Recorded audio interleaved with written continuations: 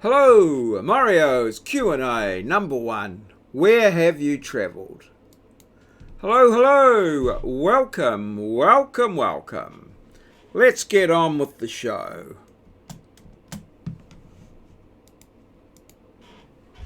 Maurieos Q&A, where have you travelled? Alright, so in my daily vlog I asked people to send me questions for a Q&A. And these are the questions I got. I thought it would be a simple matter of just answering the questions, maybe 5 to 10 minutes. But as I got through, I realised that I had a considerable amount of material that I needed or wanted to, or was my want to get through. And so I've decided to do them one by one. So this is the first one in the series of 12 so far, unless someone is so enthused by all this that they decide to add more questions. But anyway, let's get on with question 1. Where have you travelled? And, well, here. Yes. New Zealand. My home country. Of course I've travelled. I can remember years ago someone saying that a statistic that the most tourists in New Zealand were New Zealanders. And this is right, we travel around and see our country. Well, most of us do. Perhaps not maurieo. So I was born here in Wellington, and pretty much for the first 17 years of my life, I travelled from there to Palmerston North at Christmas time and other auspicious occasions, because that's where my grandmother lived. And my parents had some friends at Fielding and cousins at Dannyverk.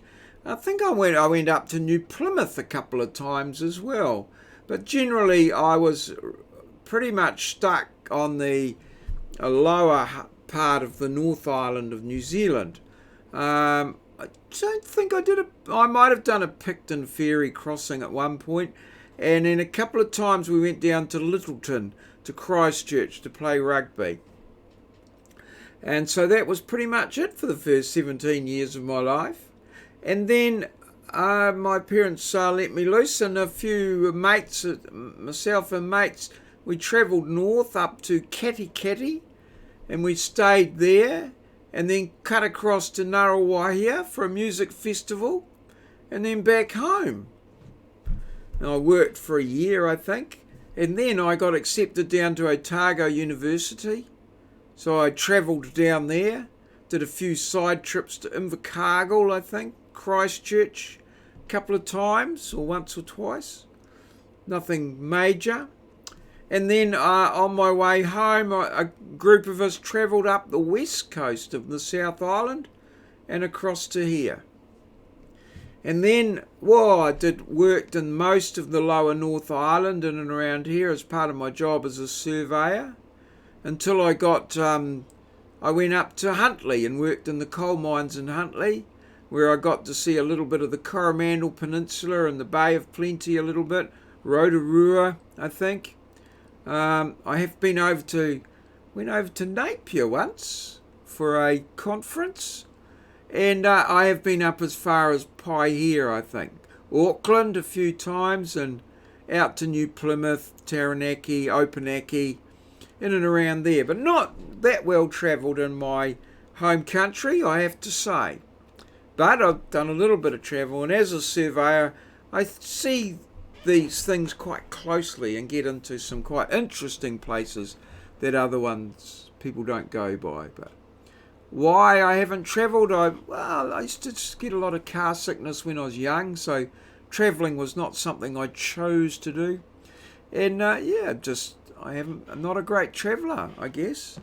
And then around about 1978, 76, 78, I met my lovely wife, who came from Australia. Yes, Oz, as we call it. Wonderful land of Australia. And obviously before we got married, I had to go and meet the in-laws over in Queensland, so we travelled over to there. Been over there a couple of times, taking the kids over. I think I went to Sydney once for Now why did I go? Oh, I've been there for for mining. We went and visited a coal mine in Newcastle and flew into Sydney, and I went and visited a few coal mines up in Queensland, Mackay area, and one of my wife's friends got married in Mackay, so we went up there. So yeah, huge travels in Australia. Mostly Queensland and Bribie Island, of course, where my in-laws live. I've been there once or twice, but I've tended to be a person that avoids travel.